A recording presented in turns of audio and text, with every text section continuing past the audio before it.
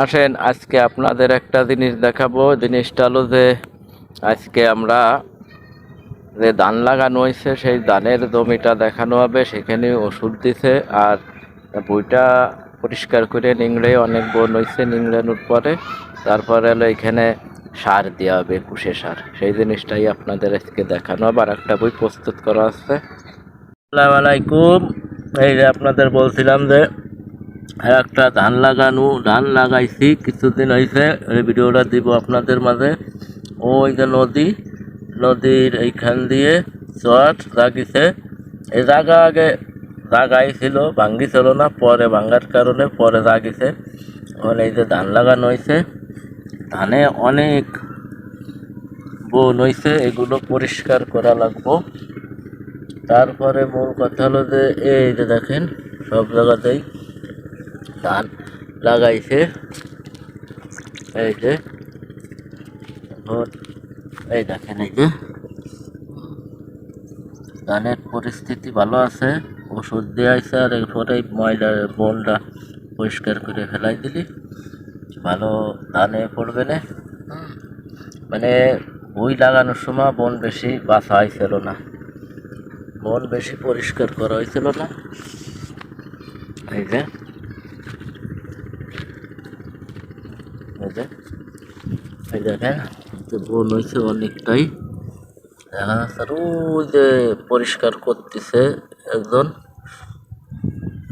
বাতাসে নড়তেছে নদীর সাইডে। এই যে দেখেন, এই যে ধান এই যে দাঁড়াই গেছে, এই যে দাঁড়াই পড়েছে ধান, কোনো সমস্যা নাই। এখন এর একটা বাসা দিয়ে সার দিয়ে দিলি, 21 সার মাইরে দিলি, বিশাল ভালো হয়ে পড়বে না ধান। আর এই পাশে একটা জমি, এই পাশে একটা জমি এই যে প্রস্তুত করা আছে, এটাও ধান লাগানো হবে। এটাও প্রস্তুত করা আছে, তৈরি করা আছে ধান লাগানোর জন্য। এই দেখেন, এই যে এই যে অনেক, এই যে অনেক বিঘে মানুষ ধান লাগাইছে। এই যে এটা এখনো বন পরিষ্কার করে না, ওষুধ দিছে।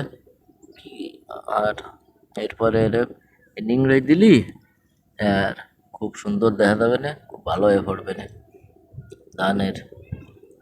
কোনো নেই। ওই যে নদীর পানিতে করে না, নদীর লবণ আসে আসে তা আসে। এই জন্য নদীর পানিতে এখন আর পোলাক মানুষ কমই করে।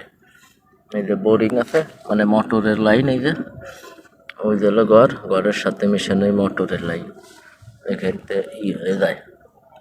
তো আপনারা দেখলেন আর আপনাদের দেখালাম।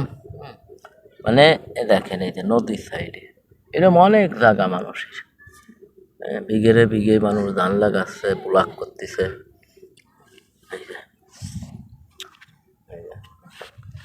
অনেক সুন্দর ধান পান লাগানো মানুষ চালু করেছে। এরপরে আস্তে আস্তে আস্তে আস্তে আস্তে আস্তে মানুষ অনেক করবে।